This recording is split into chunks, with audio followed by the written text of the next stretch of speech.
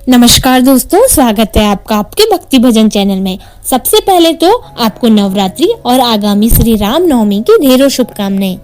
आज के वीडियो में हम आपको माँ दुर्गा जी के जो 9 अवतार हैं, जिनकी हम 9 दिन उपासना करते हैं, उनके पीछे के विशिष्ट ज्ञान को समझेंगे और जानने की कोशिश करेंगे कि माँ के 9 अवतारों से हमारे मानव जीवन के विषय में क्या गुण ज्ञान जानने को मिलता है।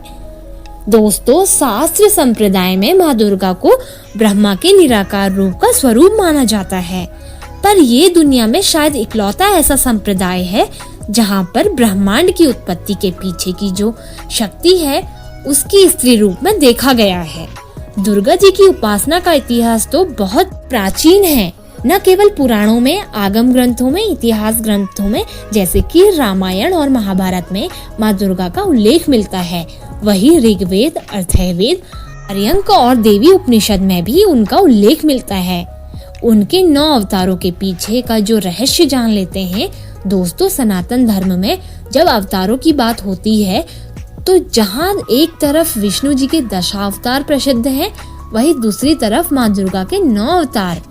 और जहाँ विष्णु जी के 10 अवतार पूरी मानवता के इवोल्यूशन को दर्शाते हैं, जैसे उनका प्रथम अवतार मत्स्य रूप यह दिखाता है कि कैसे समुद्र से जीवन की उत्पत्ति हुई। उसके बाद उनका कूर्म अवतार कि कैसे समुद्र से थल पर जीवन आया। फिर वराह अवतार कि कैसे जंगली जानवर बने।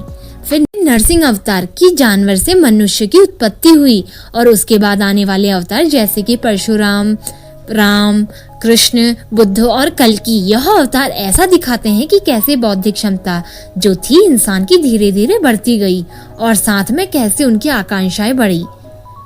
तो जहाँ पर विष्णु जी का अवतार हमें पूरी मानवता के बारे में बताता है, वहीं पर जो दुर्गा जी के 9 अवतार हैं, वह पर्टिकुलरली एक व्यक्ति के मतलब इंडिविजुअल आदमी के, इंडिविजुअल औरत के जो जीवन के अलग अलग पड़ाव हैं उनको समझाते हैं। तो आइए एक एक करके माँ दुर्गा के हर एक अवतार के पीछे की गहराई को समझते हैं।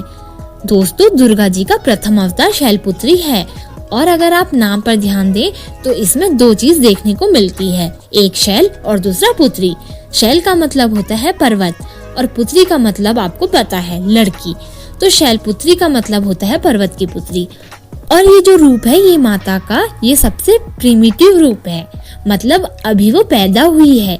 और अगर आप इस अवतार की तुलना की जाए तो हम इस अवतार की तुलना एक नवजात शिशु से कर सकते हैं जो तुरंत पैदा हुआ होता है। और जब शिशु पैदा हुआ होता है तो अपने नाम से नहीं जाना जाता, वह माँ बाप के नाम से जाना जाता है। माँ का यह अवतार खुद का नहीं है, वह अपने पिता के नाम से जानी जा रही है, शैलपुत्री। ऐसे ही बच्चे भी अपने पिता या माता के नाम से ही जाने जाते हैं। और अगर आप स्वरूप को देखें तो माँ के केवल 2 हाथ दिखाए गए हैं। और यूजुअली क्या होता है कि माँ दुर्गा के 4 हाथ या 8 हाथ, अष्टभुजा या 18 भुजाएं दिखाई जाती हैं। उनका विकराल रूप होता है, लेकिन यह उनकी जो फॉर्म है यह सबसे आधारभूत स्वरूप है, अभी बस वो पैदा हुई है, तो इसलिए उनके 2 हाथ दिखाए गए हैं, एक हाथ में त्रिशूल और एक हाथ में कमल। तो त्रिशूल जो है वह विध्वंस का प्रतीक है, असुर मर्दन का प्रतीक है, वही कमल जो है वह स्वामित्वता का प्रतीक है।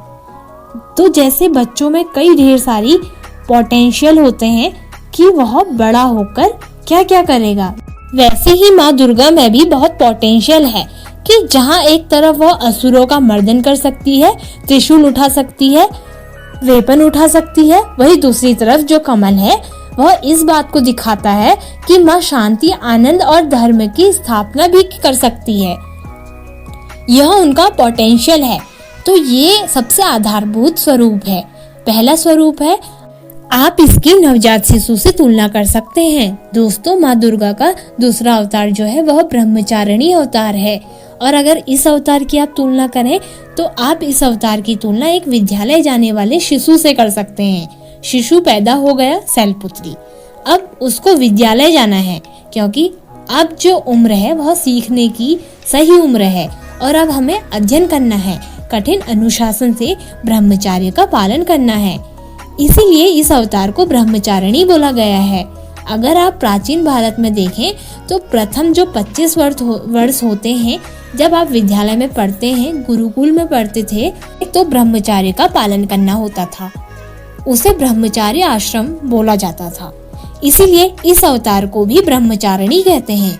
और अगर आप स्वरूप को देखें तो माँ जो है उन्होंने सफेद वस्त्र को धारण किया है, और सफेद वस्त्र इस बात को दिखाता है कि हमें भौतिकवाद से दूर जाना है।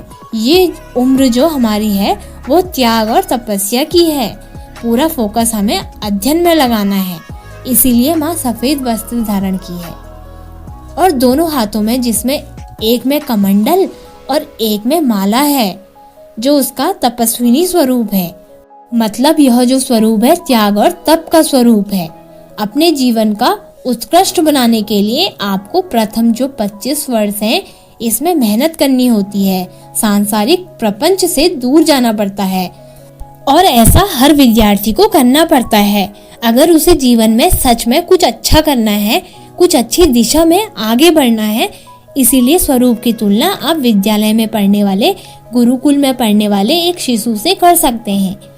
यही माँ दुर्गा के ब्रह्मचारिणी अवतार के पीछे का अर्थ है। दोस्तों, माँ दुर्गा का तीसरा अवतार चंद्रघंटा है, और यह माँ का सबसे संपन्न स्वरूप है। जहाँ पर आपने देखा कि शैलपुत्री में 2 ही हाथ थे, ब्रह्मचारिणी में 2 ही हाथ थे, यहाँ पर माँ के 10-10 हाथ हैं। और जहाँ कुछ हाथ शस्त्रों से सुशोभित हैं, वही दूसरी तरफ कुछ हाथों में कमल, घंटा, कमंडल और पानी का कलश है। तो यहाँ माँ भक्ति और शक्ति से परिपूर्ण है। माँ का यह जो स्वरूप है, यह जैसे विद्यालय से, गुरुकुल से जब बच्चा पढ़ लेता है और नौजवान हो जाता है और उसके पास ढेर सारी स्किल्स आ जाती हैं, अब वह जीवन में तैयार हो गया है किसी भी अपॉर्चुनिटी को ग्रास्प करने के लिए, किसी भी तरह के संघर्ष के लिए। तो माँ का यह स्वरूप जो है उस विद्यार्थी की तरह है जिसने पढ़ाई पूरी कर ली है।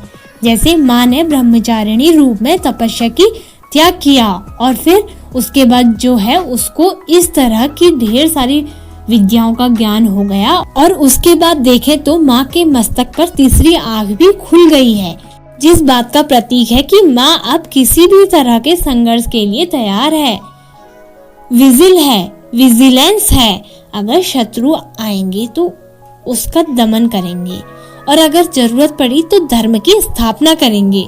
तो जिस प्रकार एक विद्यार्थी अपने जीवन के लिए तैयार हो जाता है, ढेर सारे स्किल्स को बटोर लेता है, यह स्वरूप उसी को रिप्रेजेंट करता है।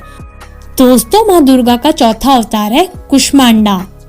और अगर आप कुष्मांडा नाम को ध्यान से देखें, उसका संधि विच्छेद करें तो कु का मतलब होता है छोटा, लिटिल, उष्मा का मतलब होता है ऊर्जा, और अंडा का मतलब तो आपको पता ही है, एग होता है। तो ये जो माँ का स्वरूप है, ये कॉस्मिक एग का स्वरूप है। और ऐसा माना जाता है कि जब कुछ नहीं था तब माँ ने ब्रह्मांड की रचना इसी स्वरूप से की। तो इस स्वरूप की तुलना हमें गर्भवती महिला से कर सकते हैं कि मतलब जैसे माँ ने ब्रह्मांड को रचा, वैसे ही अब गर्भवती महिला भी एक नए जीवन की रचना करने वाली है। और अगर आप ध्यान से देखें तो स्वरूप में माँ एक मटका को भी लिए हुए हैं, और ऐसा माना जाता है कि उसमें शहद या अमृत होता है। और अगर आप ध्यान दें तो हमारी पौराणिक कथाओं में मटके को गर्भ का प्रतीक माना जाता है। बहुत ढेर सारी कथाओं में आपको देखने को मिलेगा, सिंबॉलिक रूप में भी मटके से शिशु उत्पन्न हो रहे हैं। तो इसीलिए मटके को गर्भ का प्रतीक माना जाता है। इसीलिए माँ के स्वरूप में मटका है, और माँ के स्वरूप को एक गर्भवती महिला के स्वास्थ्य और शक्ति के सिंबल की तरह देखते हैं, जो एक नए जीवन को उपजने वाली है। दोस्तों, हम नवरात्रि के 5वें दिन माँ दुर्गा के पंचम अवतार स्कंद माता की उपासना करते हैं। अब जो माता शैलपुत्री के रूप में पुत्री थी, अब वह माँ बन गई है। अब उनकी पहचान जो है माँ के रूप में है, इसीलिए उनका नाम उनके पुत्र स्कंद, जो कि भगवान कार्तिकेय हैं, उनके माता के होने से है। मतलब अब वो स्कंद माता है। तो यह जो रूप है, स्वरूप है, माँ का है। एक माँ का स्वरूप है। जब कोई गर्भवती महिला माँ बन जाती है तो उसके स्वरूप की तुलना इस स्वरूप से कर सकते हैं। और यहाँ पर अगर आप देखें तो माँ ममतामयी है और पुत्र वात्सल्य से परिपूर्ण है। इसीलिए यहाँ पर उसने हाथ में कोई शस्त्र नहीं दिखाया गया है। अभी उनका पूरा ध्यान अपने शिशु पर है। जैसे एक माँ ममता से भर जाती है, ममतामयी हो जाती है और अपने शिशु को ध्यान में रखती है। इसीलिए माँ के स्वरूप में आप देखें कि उनकी गोद में उनके पुत्र स्कंद भगवान भी बैठे हैं। और यह माँ का जो स्वरूप है यह मातृत्व का स्वरूप है। इसीलिए स्कंद माता को गॉडेस ऑफ मदरहुड भी बोला जाता है। तो माँ दुर्गा के इस स्वरूप की तुलना हम एक माता से कर सकते हैं जिसने अभी एक शिशु को जन्म दिया है। दोस्तों, माँ दुर्गा का छठा स्वरूप होता है कात्यायनी अवतार और इसी रूप में माँ ने महिषासुर का वध किया था। जैसे एक स्त्री माँ बन जाती है तो सर्वशक्तिशाली हो जाती है, सर्वशक्तिमान हो जाती है। अब वह किसी पर डिपेंड नहीं करती, अपने बच्चों के लिए, अपने लिए स्वयं को मैं काफी होती है। तो माँ स्कंद माता के बाद मतलब जब वह माँ बन चुकी है तो अब वह स्वयं में शक्तिशाली हो गई है, सर्वशक्तिमान हो गई है। इसीलिए वह कात्यायनी रूप धारण करती है और कभी कभी इस अवतार की शक्ति को प्रदर्शित करने के लिए उनके 18 भुजाएं भी दिखाई जाती हैं। तो माँ का जो यह स्वरूप है वह किसी भी स्त्री के माँ बनने के बाद जो उनके अंदर शक्ति आ जाती है उनका स्वरूप है। माँ का यह शक्ति स्वरूप है, ऑफ पावर भी बोलते हैं। दोस्तों, माँ दुर्गा का सप्तम अवतार कालरात्रि है जिसे हम काली भी बोलते हैं। और कालरात्रि का अगर आप अर्थ देखें तो दो तरह के हमें अर्थ देखने को मिलते हैं। एक कालरात्रि का अर्थ होता है कि रात्रि की तरह काला और दूसरा अर्थ होता है कि कालरात्रि का कि काल को निगल जाने वाला। तो ये माँ दुर्गा का स्वरूप है। ये बहुत प्रचंड प्रलय रूप में है। मतलब यहाँ पर अंधेरे से अगर आप निकले तो अंधेरे का मतलब है कि सृष्टि का प्रलय हो गया है। जहाँ पर काल सृष्टि को लील रहा है वहाँ काल को लील रही है काली। तो माता दुर्गा का जो यह बहुत क्रोध रूप है, रौद्र रूप है, इसमें माँ के सब्र का बांध टूट चुका है और इसी रूप में माँ ने रक्त बीज के रक्त को पीकर रक्त बीज का वध कर दिया था। और उसके क्रोध की सीमा इतनी बढ़ गई थी कि स्वयं अपने पति शिव जी को आना पड़ा था उनको संभालने के लिए।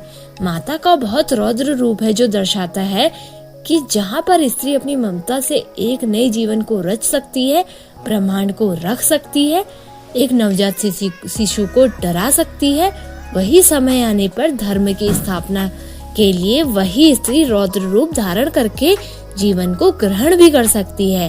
तो ब्रह्मांड की रचना कर सकती है, तो ब्रह्मांड के प्रति जरूरत पड़ने पर जीवन को ग्रहण भी कर सकती है। स्त्री का सबसे विकराल रूप है पंचम अवतार। माँ दुर्गा बनने के बाद, स्कंद माता बनने के बाद अपनी शक्तियों के उत्कृष्ट पथ पर चली जाती है।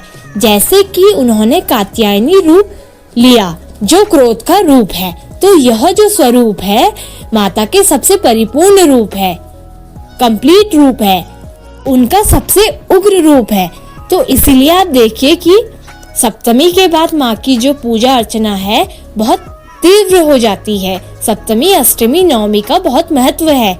लेकिन जहाँ पर माँ ने एक कात्यायनी और कालरात्रि रूप में, अपनी रौद्र रूप में पराकाष्ठा को दिखाया, वहीं उन्होंने यह भी बताया कि वह शांति, सुंदरता और सौम्यता की भी पराकाष्ठा पर जा सकती है।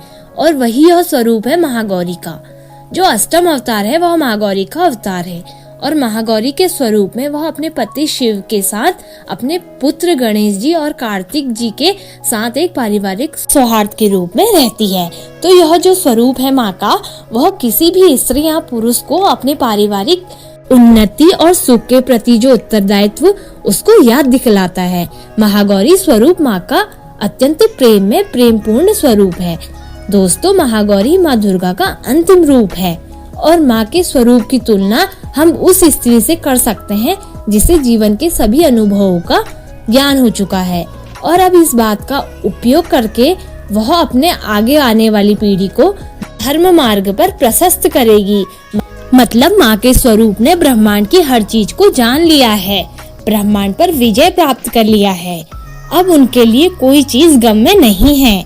अगर उनके भक्तों से कुछ भी मांगे, चाहे लौकिक अलौकिक, हर चीज को पूर्ण करने में समर्थ है।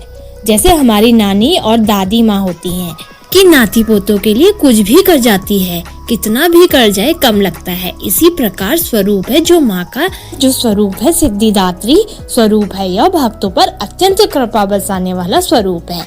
यह माँ दुर्गा का अंतिम पूर्ण अंत असीम और दयावान स्वरूप है। तो दोस्तों, मैं आशा करती हूँ कि माँ दुर्गा के 9 अवतारों का हमारे जीवन में विभिन्न पड़ावों के संदर्भ में क्या अर्थ है, यह आपको अच्छे से समझ आ गया होगा। अगर आपको वीडियो पसंद आई तो चैनल को जरूर सब्सक्राइब करें। अगर आपको वीडियो पसंद आती है तो लाइक, कमेंट, शेयर जरूर करें। धन्यवाद।